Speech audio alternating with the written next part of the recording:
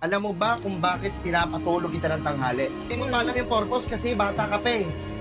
Alam mo, mas lumaki ka na, tumanda ka na, marirealize mo kung bakit kita pinapatulog ng tanghali. Kasi pag lumaki ka na, wala ka ng time matulog, puro ka ng trabaho, hinahanap-hanap na ng katawan mo, kailan kayo yung mga katulad ng ganito ng ganyan. Kasi puro ka ng trabaho. Darating yung araw na yon. Kaya lahat ng ginagawa ng magulang mo, may purpose lahat yun. Tapos gusto ko pag kumain tayo, sabay-sabay tayo kumain. Gusto ko sabay-sabay tayo kakain. Alam mo kung bakit? Gusto ko sabay-sabay tayo kakain. Kasi darating yung araw na hindi na tayo magsasabay-sabay kumain. Magkakaroon kayo ng sarili-sarili yung pamilya. Di ba? Kaya yun yung purpose nun. Kaya alam mo na kung bakit.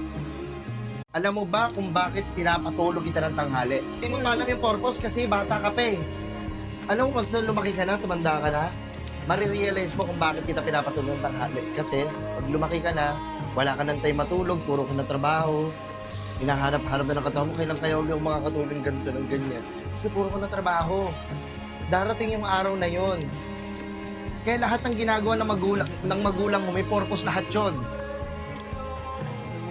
Tapos gusto ko pag kumain tayo, sabay-sabay tayo kumain. Gusto ko sabay-sabay tayo kakain. Alam mo kung bakit? Gusto ko sabay-sabay tayo kakain.